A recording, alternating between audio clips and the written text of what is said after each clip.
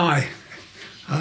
In answer to your questions, a lot of people have asked, where did the influence come from? How did the style of playing come about?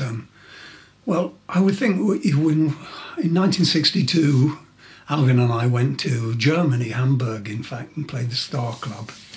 Hamburg was a seaport town, a very rough town.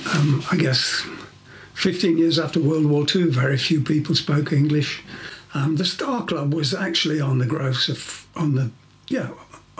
Freiheit, which is the bottom end of the Reeperbahn. And the Reeperbahn in Hamburg, in St. Pauli, for those of you that don't know, is the red light district. So down there, what you've got is pop stars, pet pills, prostitutes, and gangsters. And it was Alvin and I, 17 and 18 years old, and our drummer Pete Evans, 22 years old, first time out of the UK, and there we were, right in the middle of it. In fact, the flat we stayed in was across from the Star Club, one floor up above a ladies' mud wrestling bar. My schoolboy German came in very handy. You'd be surprised, otherwise we would have gone nowhere. The apartment, as I said, or room above the ladies' mud wrestling bar was not much of a respite, because there were bunk beds in the room. There were two rooms. In our room there were 4 bunk beds with 3 of us in it, occasionally one more person. And in the other room, God knows, it was king-size Taylor. And I think maybe there were 7 or 8 of them in bunk beds there. So, if you spent too long in the toilet, somebody would fire a gas gun under the door. It was one of those places. So you couldn't really get away for anything. But it's all in my book. If I ever finish it, you can read it. But after the first couple of days of all that madness, I personally got, and lots of us did, got so fed up with it. We looked for somewhere to get away, and there was one place you could go, and that was down by the docks, and it was called the Seamen's Mission. Not the Seamen's E-Mission, but the Seamen's Mission. It was for sailors, and they had a snooker table there, which was something I like to go down there and play snooker. And you could get a cup of coffee and a sandwich, and I periodically got away from that, from the madness of just that 24 hours a day being stuck in the middle of the thing.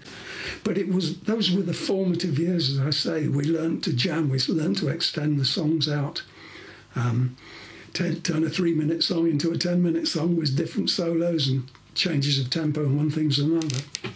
So by the time Rick and Chick joined us 4 years later, and we became 10 years after, we'd already formulated a style. Without Hamburg, we would not have been able to achieve what we did. We went to Hamburg very naive and came back with our own style of playing, if you like, for better or for worse. Love it or hate it, that made 10 years after. Definitely did. The owner of the Star Club, or the manager of the Star Club, the owner, Manfred Weisleder, and his assistant, or Horst Fascher, were very well known in the St. Pauli area, and respected or feared. And we were all given these badges, Star Club badges, so that wherever we went in that area, you could go in any bar, any club, any sex dive, wherever you wanted to go. People left you alone. You didn't have to buy a beer. Nobody tried to force you to do anything.